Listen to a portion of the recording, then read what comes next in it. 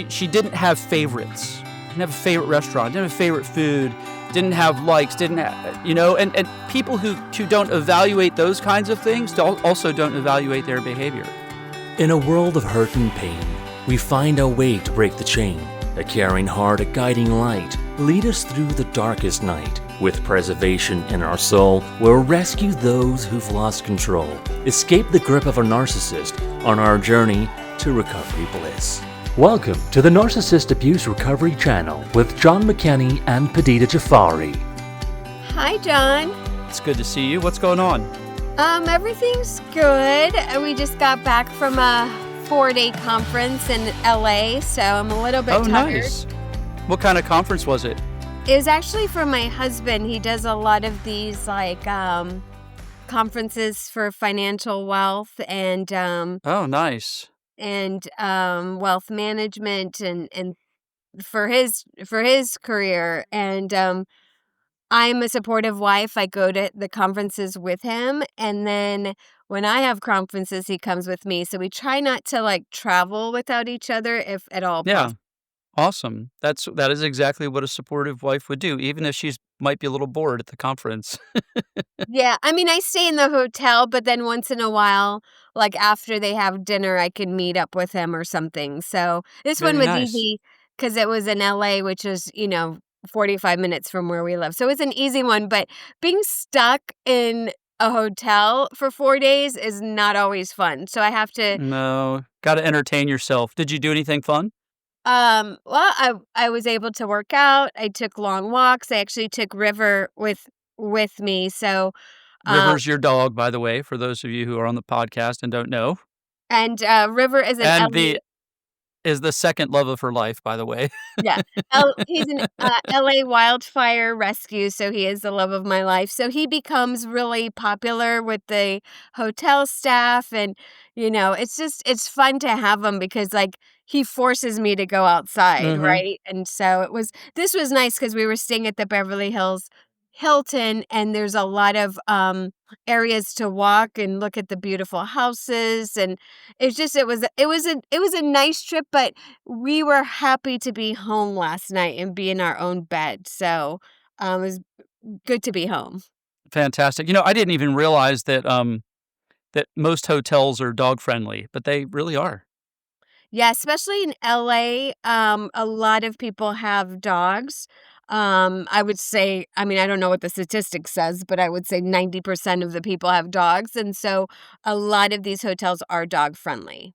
Yeah, I was in one not long ago, and it worked against me. I don't have a dog, but the dog barked all day long, and it Okay. was a problem. So when you got a dog next door and you want to sleep, and so maybe they need a special floor for dogs, but it was not so good. But I Yeah. understand the necessity, and I understand the desire because dogs these days are kind of like your second child. Yeah. And actually, River is trained, so he doesn't bark. But yeah, he does sometimes whimper when we leave, and then he quiets down. But yeah, I could see that would be really annoying. Yeah, and you don't know what he's doing when you're gone. He may be he may be barking up a storm. You never know. You never know. Dog friendly is good, just as long as I'm not sitting next to a dog on a plane. I just kind of don't want that. So Oh, move me if I got to do that. I'd rather sit next to a dog on a plane than sit next to a person Really? on a plane. Yeah. Really? Well, yes, because people, they're I've just I got visions of this dog just, his tongue out and licking my arm or something like that while I'm on the plane. they have to be first of all, they have to be sitting inside their little crate or their kennel or their Yeah. bag or Oh, whatever. that would be okay. That would be Yeah. okay if they're in their thing. Well, we got a fun podcast today, and this particular podcast, ultimately there's a lot of the stuff we talk about with narcissistic personality disorders kind of heavy, and it's hard and stuff like that. And if you look on social media, particularly on Instagram and TikTok and things like that, if you're in narcissist abuse kind of channels, you hear the term red flags, red flags, red flags. Look out for this red flag. Look out for this red flag. And we just don't want to do that. So we thought the best way to go help people heal and the best way to go help them understand how to move beyond narcissistic abuse is to actually do a segment on a podcast on green flags. So that's what today is about. Yeah, it's pretty exciting to talk about green flags because I know what the red flags are with my ex-husband, and I know what the green flags are with my current and final husband. You can't say current husband because that implies that there might be another husband No, out. you've made it very clear. John is your last one, and that's Yes, not me, John. That's her, John. So, yes. um, so that's he's your second and only husband from here on out. So, Second and final. um, second and final is what you say. Um, so let's talk about some of these green flags. Now, you kind of have an interesting take on some of this as you did a little research. How did you kind of go about this? Yeah, so I have a good friend who's been married for 44 years. She has 4 children, grown children now, and 9 grandchildren. So I had talked to her actually this morning and I was like, her name is Lisa Gipe. She's with the Gipe Group and Compass. She's a big time realtor here in Newport Beach where our second office is. So, and she's a really good friend of mine. So I said, Lisa, I'm doing some research and I would have called you last week so I could give you some time to think about this. But for the conference, I got a little bit disheveled. So I said, I'm doing some research on green flags. And who better to sort of talk to about this in interview than you? And so she gave me some really, really great ones, I feel like. And I would say 44 years of marriage is a success story. Wouldn't you say that, John?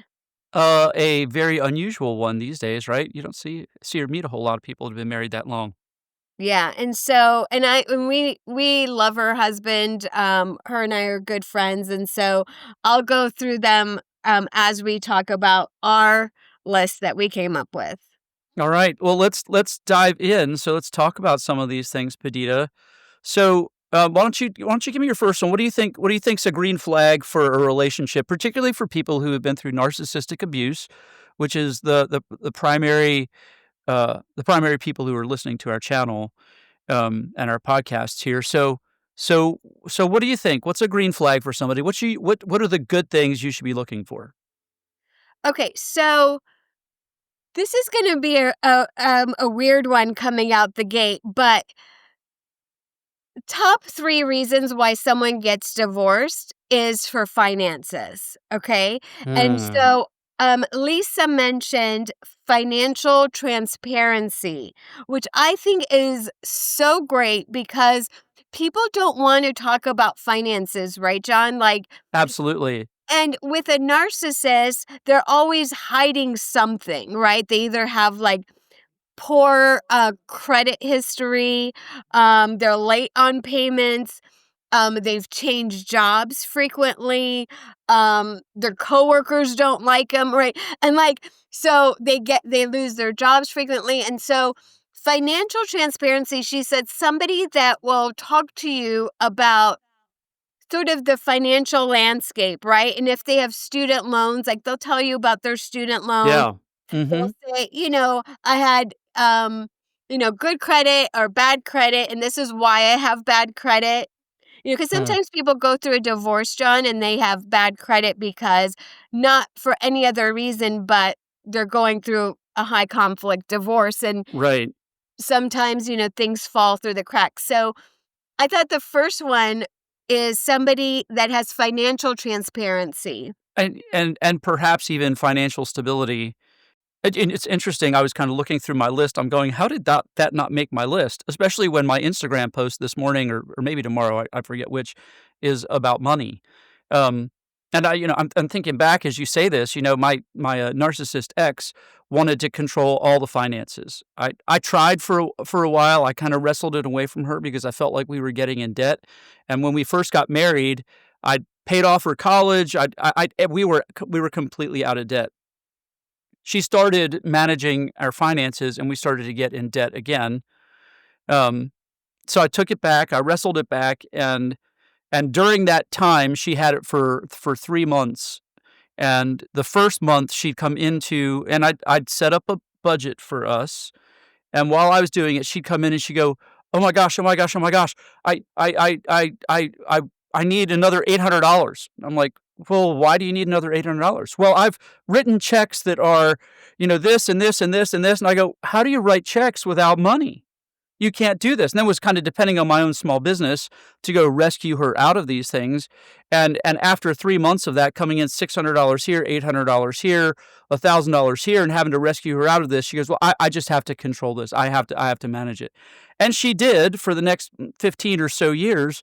But ultimately, we continued to get into debt because of her lack of financial management. In fact, we saw a therapist once, and I think this topic is so important, and I'm so glad you came out with it right out of the gate.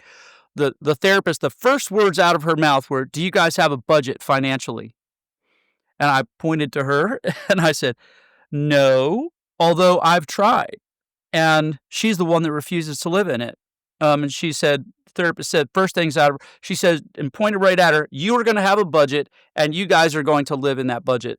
First words out of her mouth. I think she did that because of the seriousness of finances in a marriage. If I'm not mistaken, I don't know, don't quote me on this because I've not researched this recently.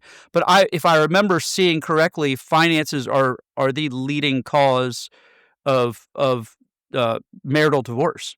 So saying that, it's really fantastic. I think out of the gate, you want somebody. Green flag is somebody who's out of debt, who's financially stable. And I know I had a friend way back when, um, and years back, she was just completely in debt. And I'm like, yeah, that's kind of not the person for me. Imagine dating somebody and them having 50 or 60 or $100,000 in debt. It's very hard to want to go absorb that and to want to go pay for those kinds of things so that you're not rescuing somebody out of a financial dilemma. Keep in mind, you want somebody who genuinely loves you and doesn't want you for your money or for your ability to go rescue them out of their financial nonsense. Right. It's funny is that my husband, he lived in New York City for 35 years. And this is sort of like a joke. They say, okay, he says, as soon as a woman in New York City meets you, they say, okay, do you rent or own? Where do you work? Where did you go to school? Like they're sort of sizing you up to see how much money you have, how much money you make. And that's a common thing in Manhattan. It's sort of like, because it's so expensive to live there, right? And he's like, as soon as I was dating and a girl came up with that and would start asking me questions, he's like, I was like, red flag, immediately red flag. So the Yeah. opposite is true. Somebody that says, look, I want to get to know you, but obviously it's important to know, like, what does this financial landscape look like? And I do want to say, if you are in financial debt, and as long as you're managing it and you're not expecting the other person to come and listen, lawyers have a lot of financial debt, right? Because of Mm-hmm. law school. Yeah, And so absolutely. we're not saying if you've got student loans and things we're not saying any of that. We're just saying make sure that they're not expecting you to pay for it, because when you get married, you're basically paying for the other person's debt as assets and debts. You acquire assets hopefully, and then you have to pay for the debt. So just be aware of it. And my friend Lisa said, just talk about it, like have a conversation. Yeah. And if they're not willing to, that, obviously is Yeah. not a green flag. That's a red flag. Right. What's it? Adam Levine says, "If I got locked away and lost it all today, would you still love me the same?" So that's what you wanna try to assess up front, and you wanna make sure that somebody's not using you to rescue them out of a bad financial situation. Yes. All right. Number 2, I'll go to my list for this one. And mine was pretty clear: emotional stability and consistency. Oh, great one. You want somebody who's not prone to just rage and anger, and you want somebody who's even keel. And for those of you who have been in narcissistic abuse, you've lived the opposite of that. I've said on podcasts prior that my home was a war zone. I never knew what I was walking into day in and day out. And you want an environment of peace. And that has to be your priority. And hopefully, in getting out of a relationship with a narcissist, you've begun to establish that. I think that's one of the greatest things about my life right now is that I feel like I have peace. I refinanced my house a couple years back, and I had to have it reappraised. And the appraiser was perhaps a little older, maybe in her late 50s or 60s. And I say that now, and I'm in my late 50s, but which is older, which is frightening. but but she came in, and I could just see her when she walked in. She's like, "Wow, whoa." And she went around and we had some conversation about it, the appraisal, and she kind of went around the house and checked it all out. And I talked about what I was doing with the house. One of the bathrooms was torn apart because I was remodeling, and gave her the timeline on that. And towards the end, she said, "I don't think it's going to be a problem." And she said, "I have to tell you something. I've been doing this for decades. And when I walked into your house, I felt this overwhelming sense of peace in your house like I've never in my life felt in anyone's house before."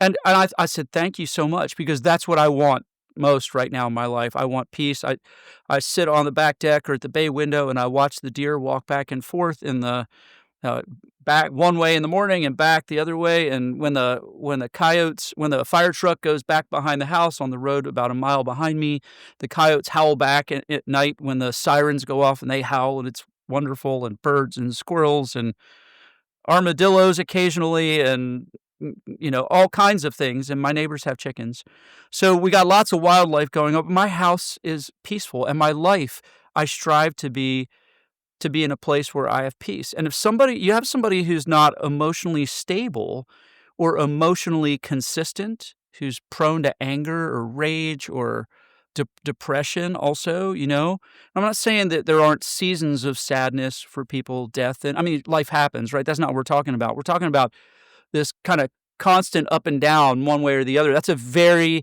very tough way to live. So you want somebody who's emotionally stable and emotionally consistent that you can count on.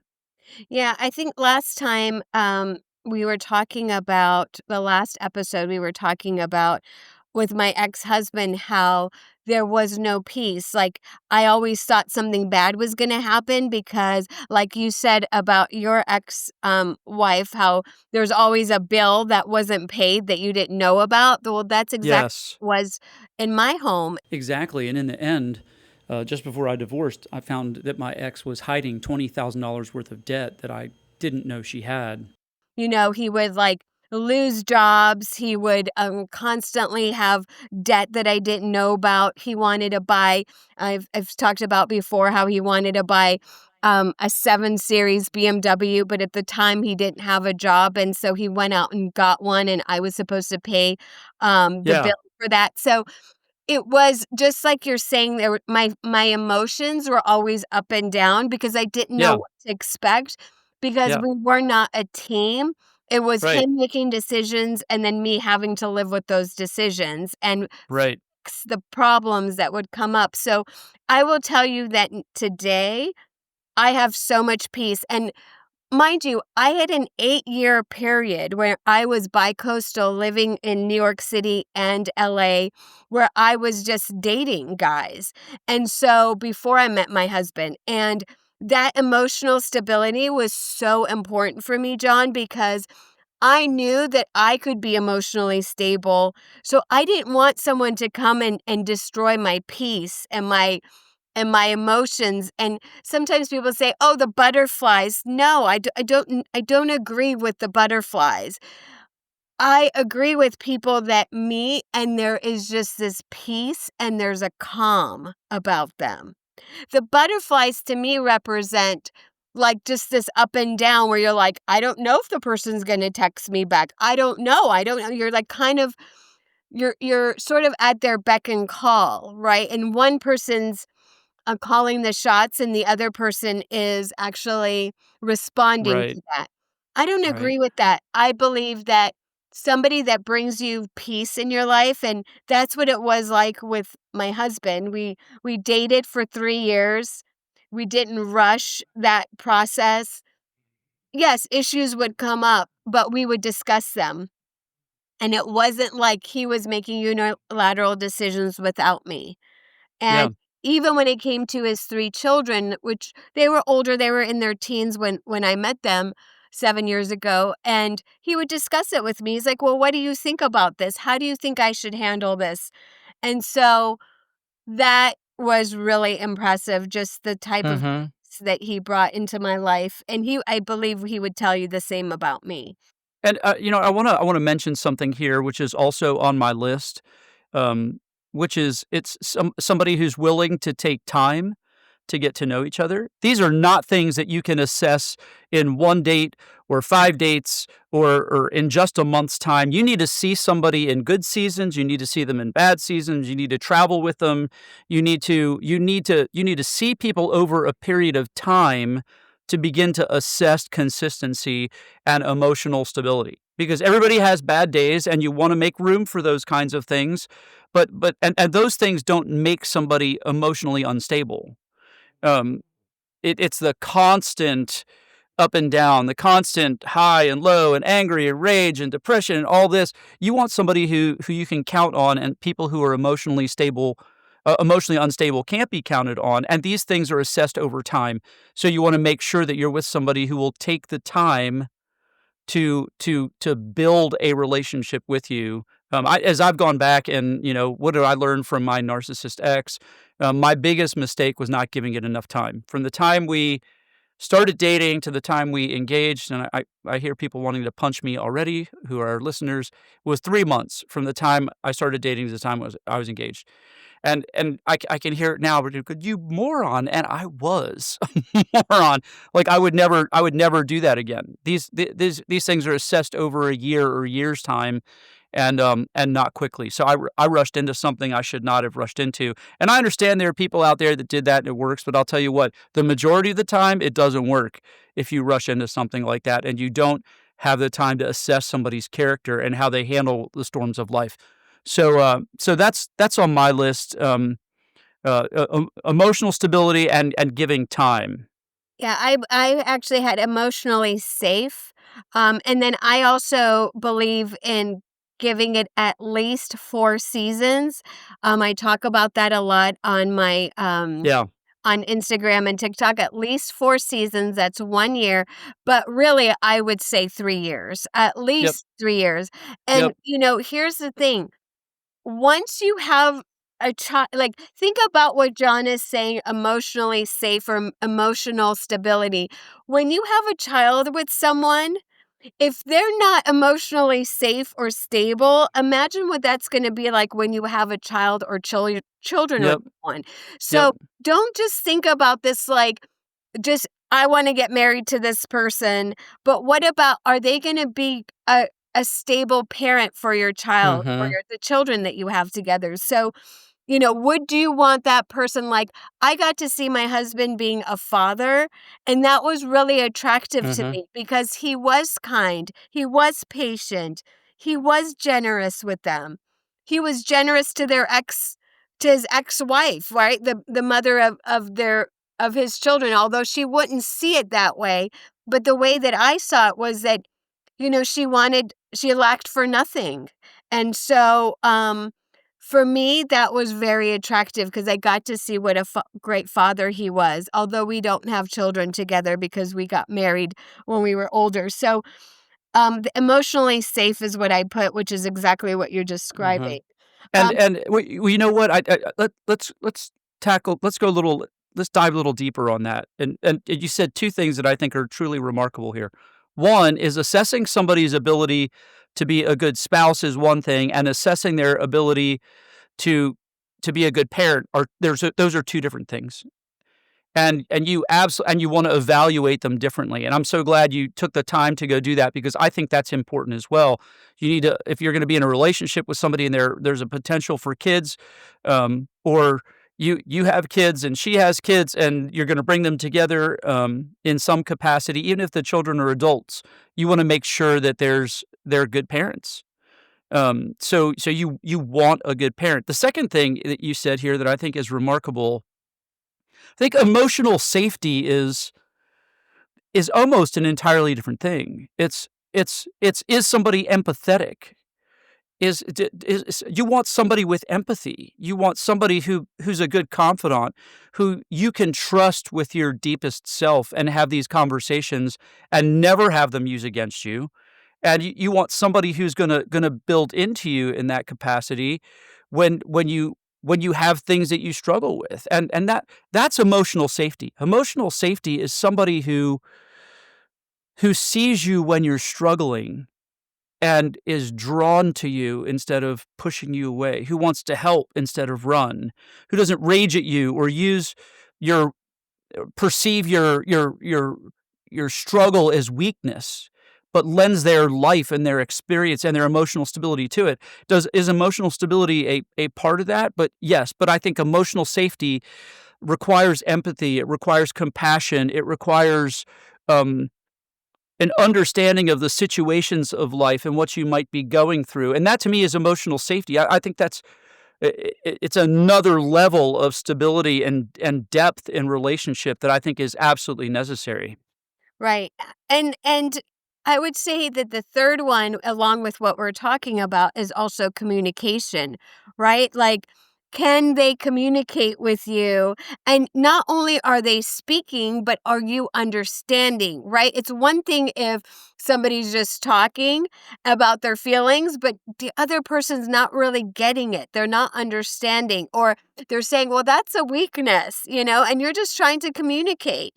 Are they cutting you off when you're talking? I mean, I know John and I do that sometimes on the podcast. Like, I'll listen back and I'm like, we cut each other off a lot, but we're just so excited to We are. share our knowledge with our listeners, because we have had a difficult love life and we don't want that for our listeners. And we also believe in recovery, and that's why we did this episode about the green flags. But communication is so vitally important. Last night I was asking my husband, what are the 5 things that he would want our listeners to know? And the first one he said was communication. He said, not only speaking, but the other person understanding and comprehending. That's really good. That's really good. That's absolutely correct. I mean, you want somebody that you can communicate with, um, and somebody that you can resolve conflict with, because conflict is not necessarily a bad thing. Conflict happens in life. You put two people in the same room together, there is going to be conflict at some point in time. You want to have an ability to talk things through. That's a green flag. Without defensiveness, a green flag. And you want to have somebody who presses for closure, somebody who loves closure, where you get to this place where you it's resolved, and where it's done. Forgiveness is extended, the situation is done, understandings are made, perhaps compromises are made, and situations or conflicts are completely resolved, because those are the kinds of communications you want to have consistently. That's one of the most important things, I think, with communication, and you want somebody who's a master of communication skills. Right. And not only, I'm just shaking my head as you're talking, not only closure, but doesn't bring it up again.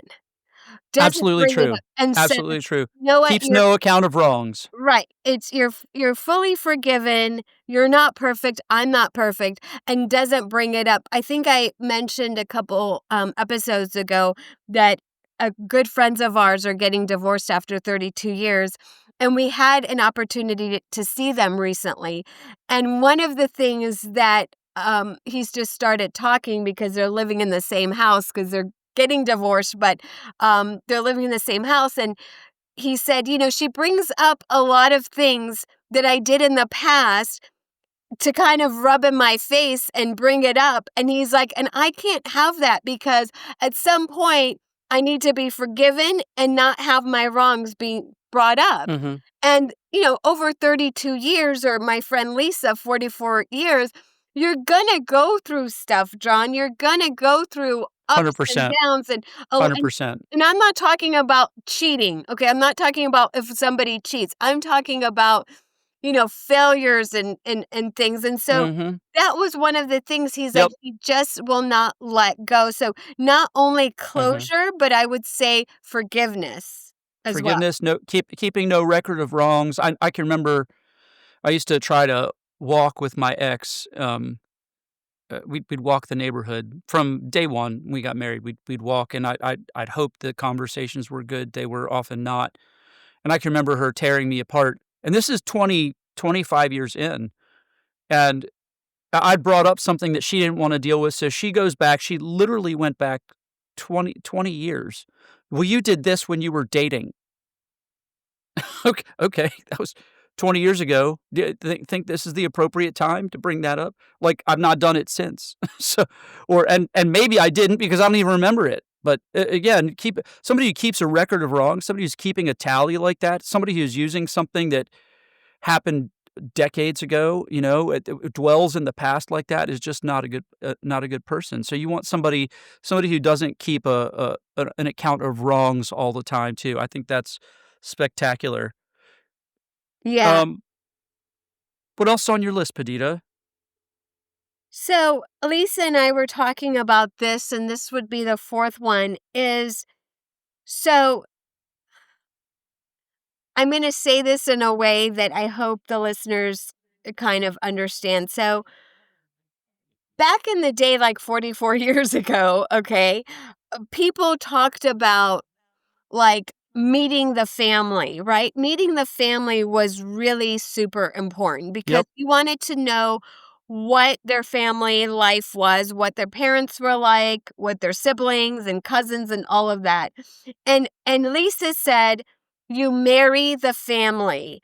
And I don't know if like some of our younger generation of listeners are going, look, I don't know, I don't care what his or her mom or dad are like or siblings are like, but this woman has been married happily for 44 years and she's telling you that you marry the family.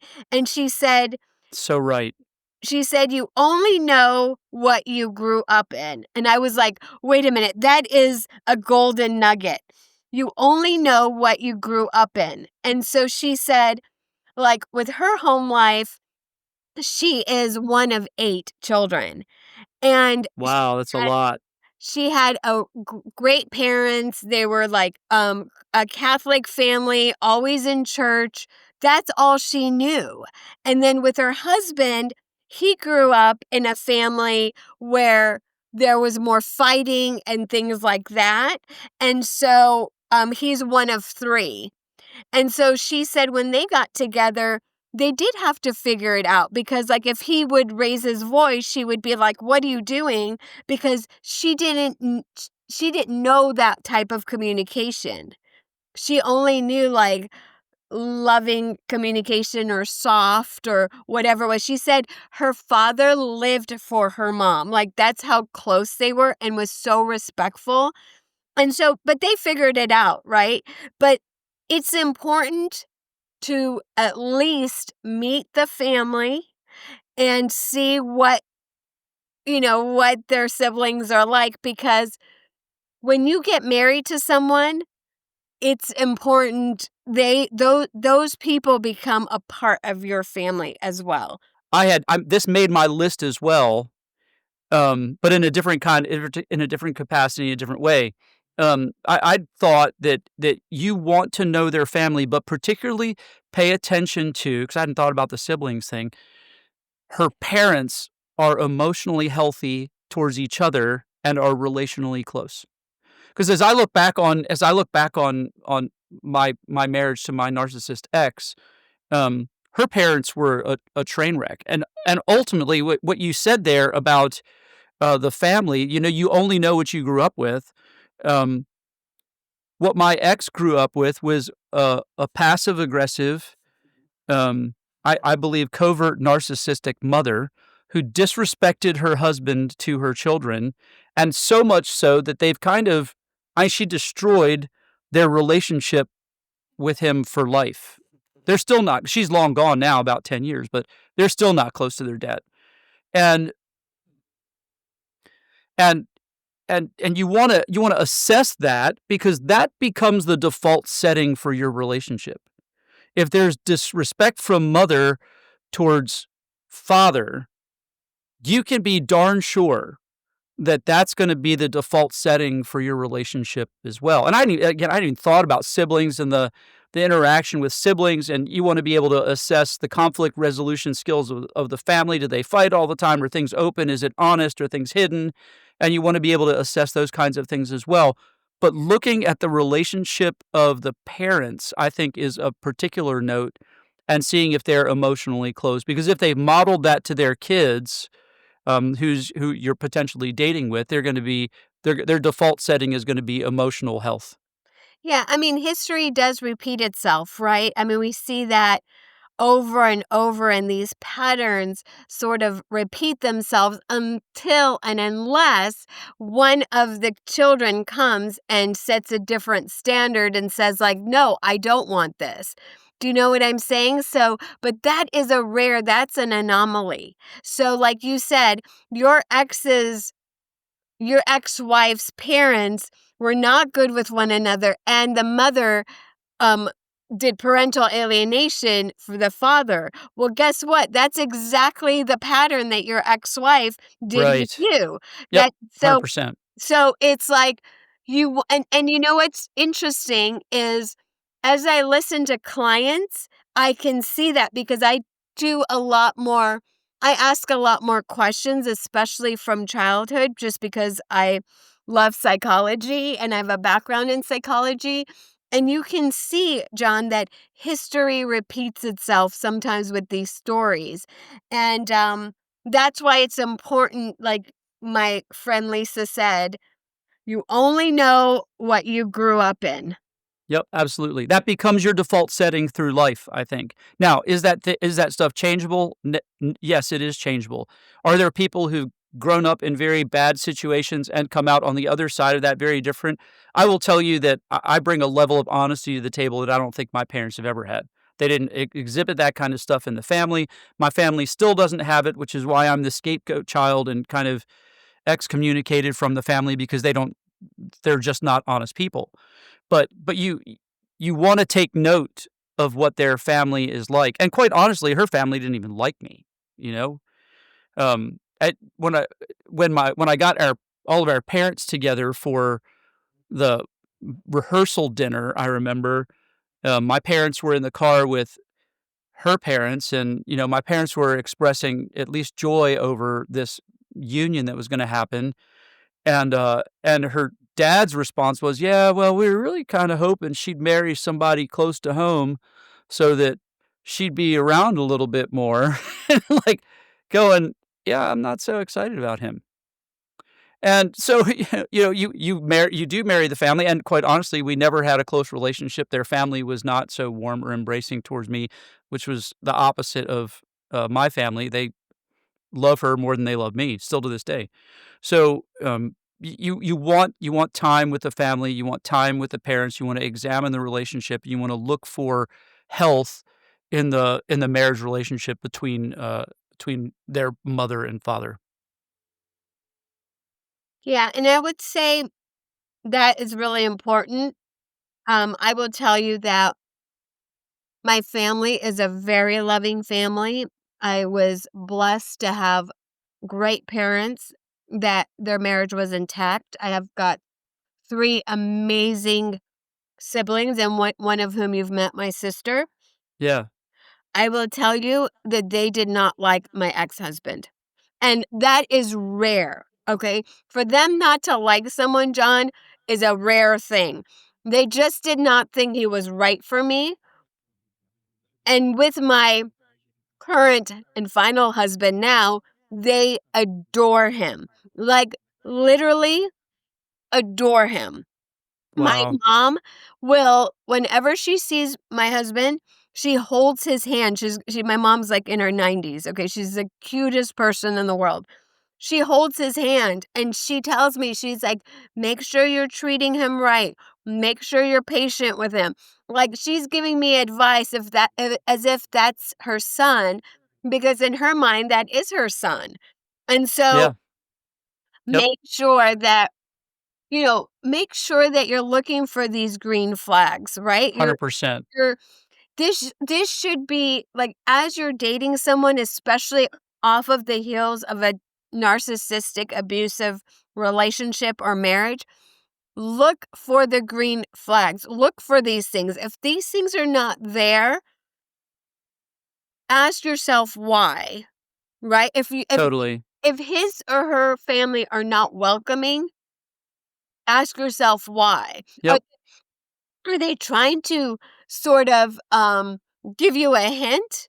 Are they saying, like, because they're on, TikTok, you see sometimes these things where they're like, the father talks to the guy, the wife, the potential wife's father talks to the guy and is, like, warning him. Like, "She's really high maintenance, she's really this, she's really that." And he's like, "Yeah, yeah, yeah, I can handle it." Why would you want to handle it? Like, why would you want that?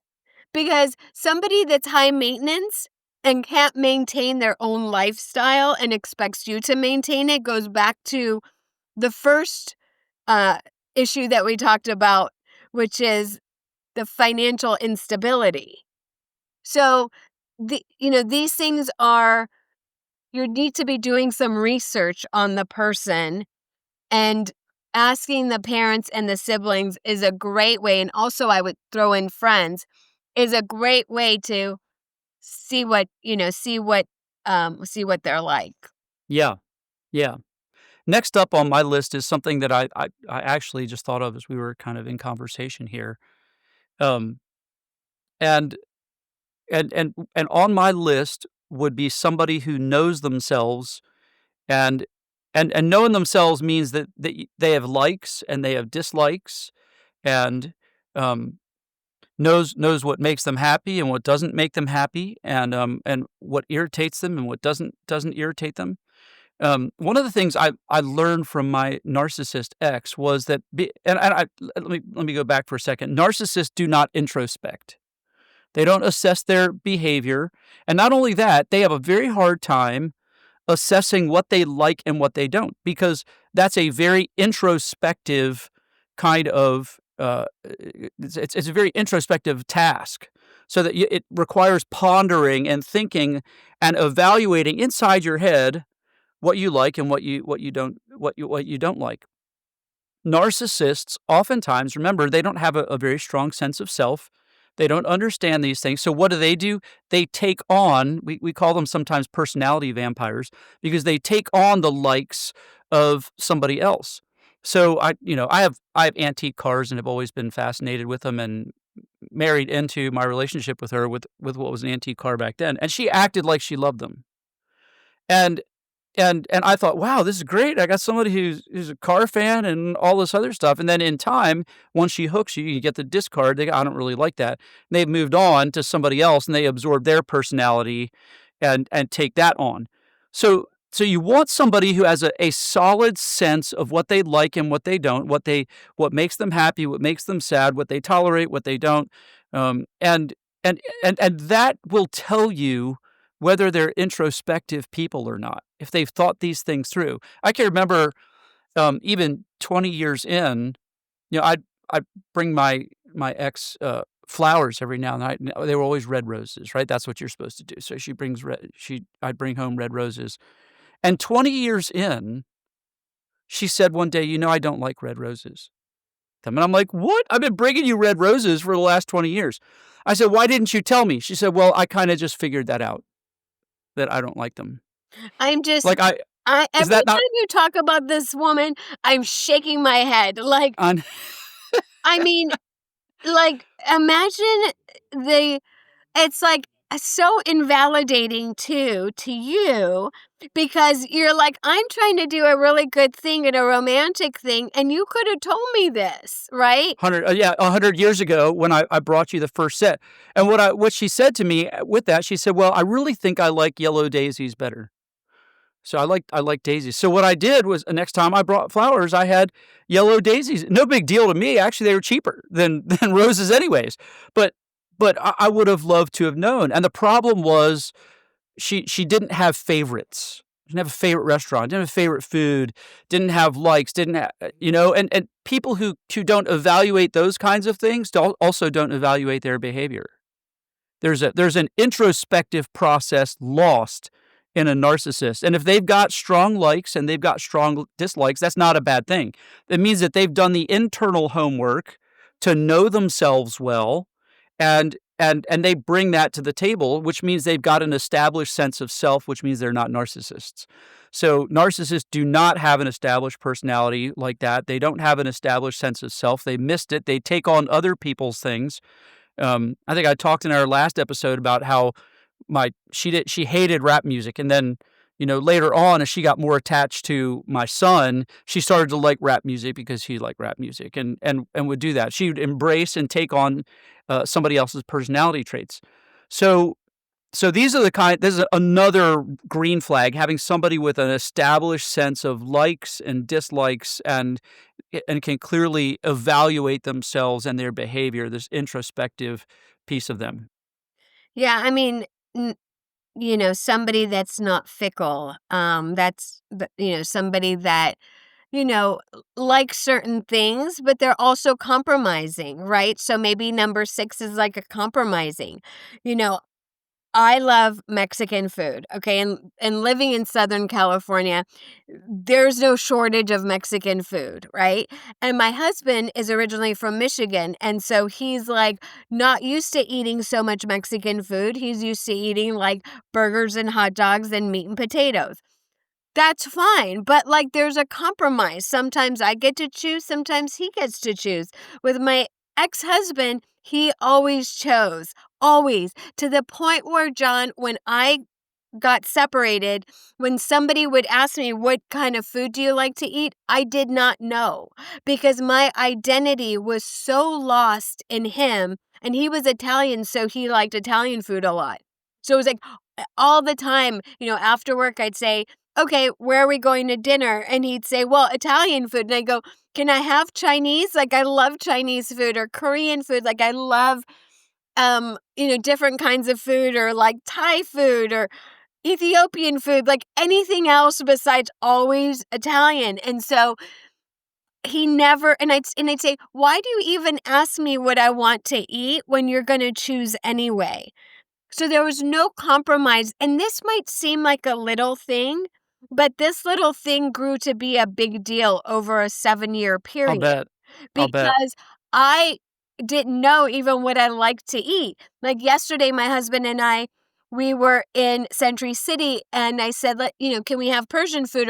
It was a food court in the Century City Mall, and I said, "Well, I'm going to have Iranian food because I'm Iranian and I love Right. Iranian food." And so I said, and he's like, "Well, I want that too." And I was like, "Really? You can have anything else, in the food court?" And he was like, "No, I love Iranian food." And like he genuinely likes my culture and the food and the people and the language, and he's embraced all of that. And so somebody that can compromise with you, like you're saying, like, "Okay, this is what I like," but when two become one and you get married, it's all about also compromising and taking a moment to see, like, what does this person want? Maybe that's not what they want at this time, or they don't have a taste for that, right? So how are you compromising and talking about the little things? Because Right. they're gonna be big things later on. Absolutely. If you can't, in fact, it what is it? Sometimes people, when people blow up in life, um, that's the reason. It's the analogy of the bottle, right? So when the pressure builds up inside, the little things in life build up inside, the bottle kind of snaps and there's a big explosion. And if you can't handle the little things, that really is a problem for the relationship because it winds up being something big. Yeah, and I want to say number 7, and maybe we can end with 7, is religion, politics. You need to discuss them, okay? And a green flag is the other person is willing to discuss them with you. Um, you might not think that it's an important thing because you might say, well, I'm not really religious, right? But when you have a child or children, you're going to have these discussions. What if your spouse wants to take your child to the mosque or the synagogue or to church? And you're like, well, I'm not religious, and you knew that about me. This is where conflict arises, and also politics now, right? So Yep. these are old school. Like, I remember my father, who was a very old school Iranian man, he'd say religion and politics. And we used to look at him like, what are you talking about? Like he was some dinosaur, right? Like, Dad, that stuff doesn't matter. As long as you love the person. And he'd be like, what does love have to do with anything, right? Yep. Like religion, politics, are tough discussions to have. But somebody that's willing to have those discussions with you, even if they're different, right? We're talking about green flags, even if they're different, Yep. as long as they're willing to have those discussions with you and listen to you. Yep. I've got one last thing real quick I'd like to say also that was made my list I thought was very important. They need to be able to take criticism without being defensive. If they can't take criticism and they start using it against you or turn the tables and make it all about something you've done and don't hear you, that's also something I think that's a big red flag as well. You're absolutely right. I think that political and religious things, you've got to be on par there. Your value system has to be the same or it never works out. So you want to look for an alignment in those kinds of things. And you want somebody who can handle criticism. You can say, hey, you know what, this bothers me. And for them, again, going back to likes and dislikes, have genuine introspective behavior and to go, okay, am I hurting him or not hurting him? And because you want somebody that does two things. Women need love and men need respect. And those two things have to be a part of the relationship, and it's all symbolic of those kinds of things. Somebody who knows you and loves you will introspect because they don't want to hurt you, and you don't want to ever be in with somebody who perhaps is kind of malevolent. So, man, these have been great. This has been a great conversation, and I hope this is beneficial to our listeners. I think it will be. Yeah, I mean, you don't know what you don't know. And so just keep going out, just keep dating, just take your time, especially if you are off of the heels of a narcissistic relationship or marriage, Yes. or you're seeing that your parents are narcissistic and you want to be different and you want to have a healthy relationship. Here are 8 signs of green flags. I think we also talked about some of the red ones in between, but 8 signs of green flags. You can have a healthy relationship and marriage. It is absolutely possible. My Yep. friend Lisa did it for 44 years. I've had a great relationship for 7 years.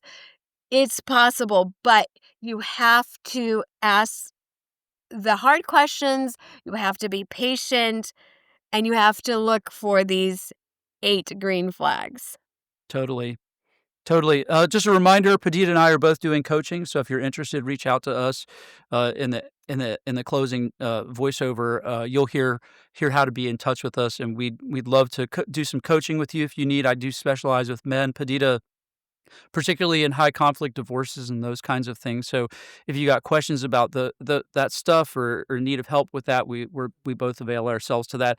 And this list that we've come up with is not exhaustive. There are other things. So we'd like your feedback. Put it in the comments below on your platform of choice. Talk about something that's been a green flag for you. We'd love to see your insight as well, because we only have X amount of time, and our insight is not. These are not the only green flags in the world. So we'd love to have your insight as well. And I guess we'll close it out today, Padideh. Until next week. Yes, I hope that your day and life is narcissist free. Have a great week. Thank you for listening to the Narcissist Abuse Recovery Channel. Be sure to follow and subscribe wherever you get your podcasts. To hear other episodes or read the associated blogs, visit www.narcissistabuserecoverychannel.com and be sure to follow us on Instagram with the handle narc.podcast. The guest views, thoughts, and opinions expressed are their own.